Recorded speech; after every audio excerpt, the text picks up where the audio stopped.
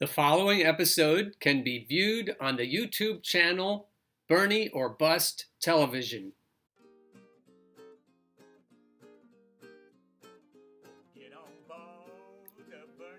Because I've already done a Bernie or Bust episode today, and because there's so much happening in the news that I haven't been able to keep up with, I'm going to do a three-part Tying Up the Loose Ends series. Stay tuned. So the first loose end is the endless hypocrisy of how are we going to pay for that? Talking point. Lauren Martinchuk has written, "In this richest country on the planet, it's time for the right-wing and centrist Democrats to put an end to that rhetoric." So this article is aimed critically at Democrats. And she's got Nancy Pelosi front and center. Over the past few years in particular, there's no denying that the political apparatus here in the United States has shifted significantly on both the left and the right. While the right wing inches closer and closer to fascism, the left wing has become considerably divided in their approaches to dealing with the issues that face everyday Americans. While the leftist coalition of the Democratic Party has begun fighting for things like Medicare for all, free public college, and a Green New Deal, the centrists have predictably moved in the direction of what the Republican Party once was about 20 years ago. The divide in the Democratic Party has certainly been most on display on the national debate stages during this primary season, with some candidates such as Joe Biden and Pete Buttigieg spouting a number of right-wing talking points in response to leftist goals and ideas. Of all the talking points hurled at leftist policies, the most infuriating is undoubtedly, how are we going to pay for that? Just recently, the Democratic House of Representatives appropriated an additional $120 billion to the military budget, bringing the defense budget to over $738 billion. A total, it should be noted, that was more than President Trump even asked for. Not one centrist Democrat or Republican asked if we had the money for that. Meanwhile, the newly enlisted soldiers that our politicians claim to care about and revere don't even make $20,000 a year. The issue is not about having the money. It is an irrefutable fact that this nation can afford programs like universal health care and free public college. If all of Europe and every other developed nation on earth can afford those things for their people, then the richest country on earth is absolutely able to. The issue is about where the money actually is and where it's being spent already. No one asks how we can afford for companies like Amazon, Netflix, and Delta to go without paying their taxes. No one asks how we can afford to slash the tax rate of the richest people in the nation while at the same time having the nerve to argue that we have no choice but to cut Social Security and Medicare programs that every American pays into for their entire working life. No one asks how we're going to pay for a senseless, nearly 20-year-long war in the Middle East that has cost not only trillions of dollars, but hundreds of thousands, if not millions of lives. No one asks how we can afford to give our oil companies responsible for the destruction of our climate yet another taxpayer-funded government subsidy. No one ever asks how we can afford to subsidize the research for multi-million-dollar pharmaceutical companies with taxpayer dollars, only to have them turn around and price gouge the American people who paid for the development of their drugs in the first place. The brazen hypocrisy of our government officials might actually be laughable if it wasn't costing lives. At the end of the day, as with so many other issues in the political discourse when it comes to new ideas and legislation, everything comes down to framing. With the help of the media and other powers that be, there's no denying that up until recently, the right-wing and centrist Democrats have won in that regard. Far too many of our politicians use, "How are we going to pay for that?" as a way of cautioning the American people against supporting policies and spending decisions that would actually be in our best interest, and that's not something we should be forced to accept.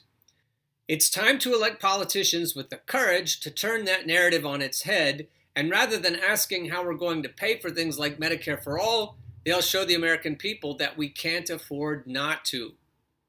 Going along with Lauren's idea about how are we going to pay for that, here is Stephanie Kelton, an economist, who says there is no long-term debt or deficit problem in the United States. Some of our right-wing and centrist politicians, such as Nancy Pelosi and Chuck Schumer and on, tell us that we need to balance the budget, that we may have trouble in the future paying for Social Security and Medicaid and things like that. And there is a very devious and cunning and evil underpinning to that argument. So here's Stephanie. When you get an economic boom, the deficit does tend to come down. And so we were seeing that happen. And I would say the deficit was falling for the right reasons. And the right reasons are that the economy was improving. Some of the more recent reductions in the deficit, I'm afraid, have to do with things like the government, pursuing austerity, cutting government programs, raising taxes. We had the fiscal cliff, we had the sequester. And so we've had these across-the-board spending cuts that account for some of the more recent reductions in the deficit. And that's neoliberalism. That's what happens all over the world when austerity measures are used to balance the budget instead of a rising economy. And that's why we have riots all over the place that I've been talking about on previous shows. So much because the economy was recovering, but these deliberate attempts on the part of the government to reduce the size of the deficit. So, Stephanie, I know you have written extensively about how we shouldn't obsess over the deficit, but there are many progressive economists that say we should. They say that maybe not in the immediate future we should be thinking about debt, but in the long term we should be thinking about debt as well as deficits. What is your counter argument against that? Why do you say that we shouldn't be focused on it? Well, mainly because if you think about the rationale, if the rationale is that the U.S. government is at some future date, whether it's 10 years or 15 or 25 years from now, going to find itself in a situation where it has a debt problem. And by debt problem, you mean, you have debts that you can't pay. Well, then we know that that's just a silly thing to be worried about if you're the United States of America. Yeah. Because the U.S. government borrows in dollars and has a monopoly on the creation of the U.S. dollar. Nobody else on the planet can legally create U.S. dollars. Only the U.S. government can do that. And so if you're talking about whether you can afford to make good on promises that you've made to the elderly, to dependents, to the disabled in the form of Social Security support, you would never say we need to reform these programs today because somewhere down the road we're not going to be able to mail the checks to the seniors and the disabled that we promised because we won't know where to get dollars. That doesn't make any sense. And Alan Greenspan has said as much. So I think what happened is that we watched what happened in places like Greece. And we bought into the story that, somehow we don't get our fiscal house in order. We need to behave like a household, tighten our belts, and all that sort of stuff. We're going to end up like Greece. And so I don't see a long-term deficit problem. I don't see a long-term debt problem in terms of the government's ability to make these payments. The only problem that you have in the future is if you've got an economy that is not productive enough, that making those payments as promised, in the case of Social Security, would leave you with too much money chasing too few goods, that you don't have a productive economy and you get an inflationary problem.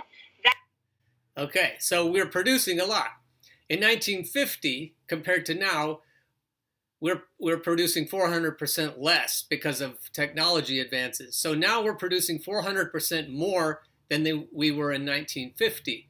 And so if you look at where is that extra amount going to? Where is our productivity going? What we have is a big scam trying to take our productivity and put it in the pockets of the wealthy. So austerity isn't that we can't afford it. Especially with advances in technology, we'll be more productive going forward, even if we get much lazier. But if we continue as we have, we're not going to have a fourth as many hours to work every week. That certainly hasn't happened since 1950. We won't have 4 times more income. That certainly hasn't happened since 1950. If things go as they have been going and we keep electing lesser evil Democrats, we'll end up with less money in our pockets, more austerity measures, more money going to those who are already obscenely rich, and more riots. The preceding episode can be viewed on the YouTube channel Bernie or Bust Television.